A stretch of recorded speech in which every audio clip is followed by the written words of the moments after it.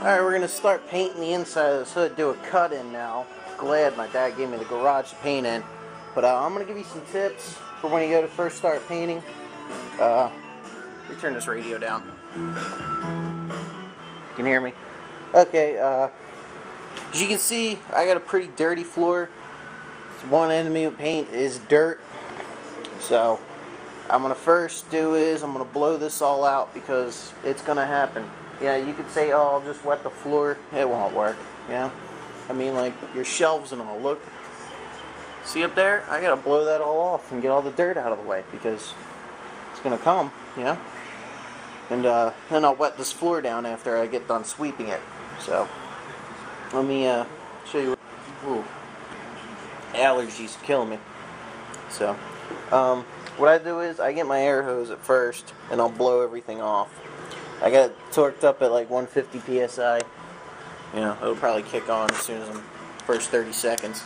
And I blow everything off. You know, cabinets, the walls, the shelves. Get all the dirt out. I'm going to tell you, let me put you up there and I'll show you how I do it. See, the reason why I try to eliminate as much dirt as possible in all paint problems is because once when, long time ago, I painted a hood, not the underside of it, but the bottom, and it was on for a Corvette, and it was in another guy's garage, and I went to go lay the clear down, and there was so much, you know, dirt from the dust, because he had an open ceiling. This is a, you know, it was a bigger garage, but the ceiling was open. All the dirt fell down on the hood, and I had trash galore, and I ended up sanding the whole hood again with 600 or 800, and then re-clearing it, and it did come out better, you know. But what I did was, before I cleared it, I blew out his whole garage and then wet the floor and did the whole thing. So I'm going to start like everything else, start from the top down.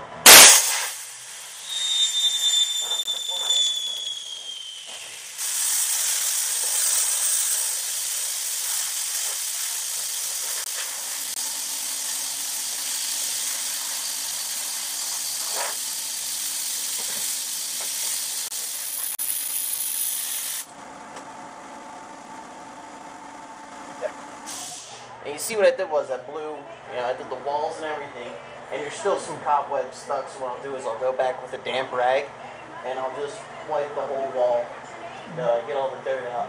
You can see a lot came from up here on the shelves all around. Now I just gotta sweep it and get it all out of here. I'm probably gonna... Alright, I got the floor all vacuumed now, blew everything off, and I'm gonna show you an example of why I'm a firm believer in blowing everything off before you paint. See the hood? You see those? See that? It's dust.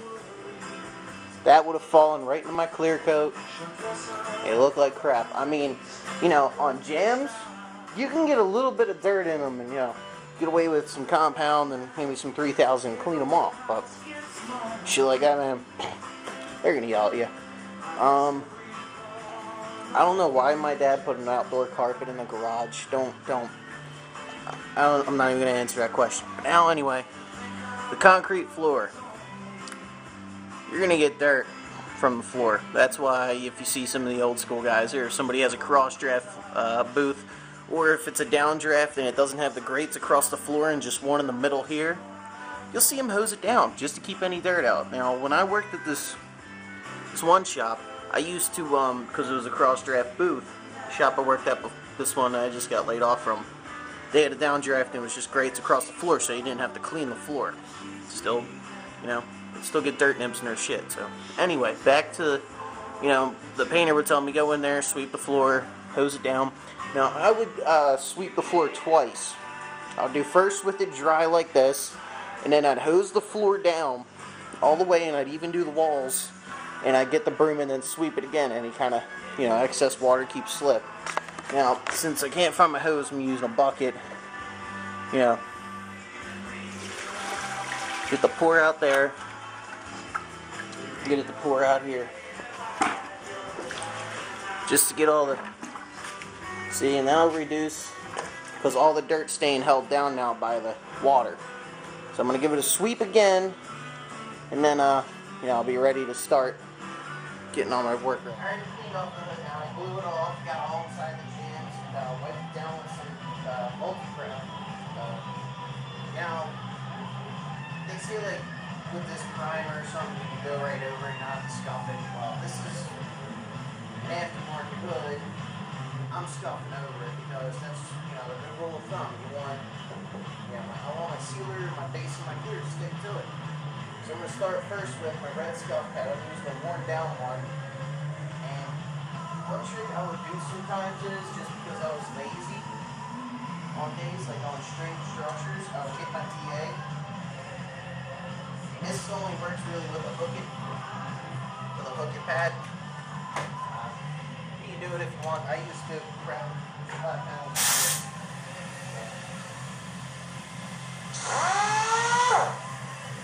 Big TA, low speed. Put the scuff pad on it. And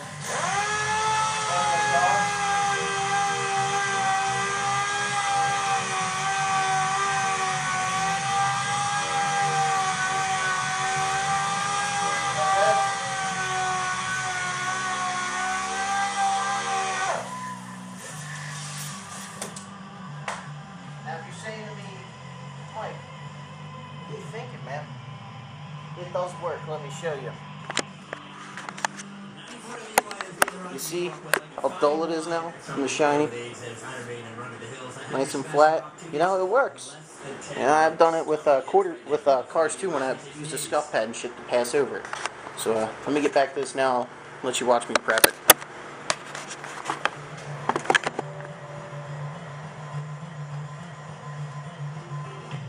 Now to make it easier myself, I like to do all my edges and tight areas first. And get, where it's the hardest.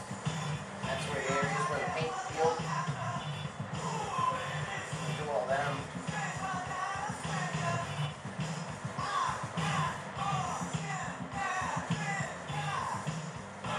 Another tip I'm going to give you for these tight edges, what you can do too is with your scuff pad, is get a filler applicator.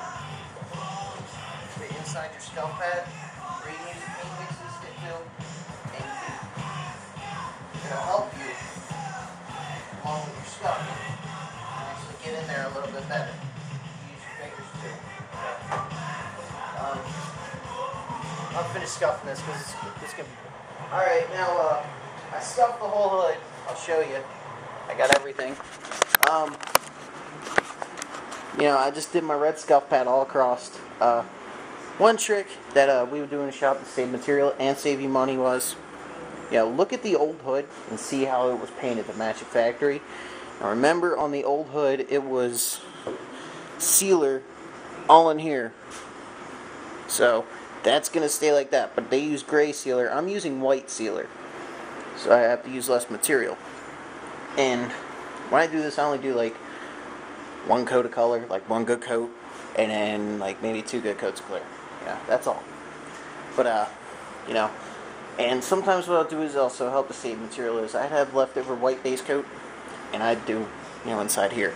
But I'll make it look as best as I can. I'm only going to dust clear inside the middle there, keep it look factory.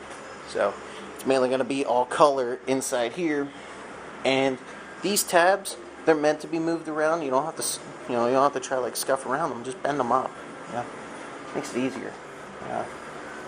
So I'm going to start cleaning this off. I'm going to wipe it down with alcohol again, and then I'm going to tack it. And before I go, I'm going to show you one more thing.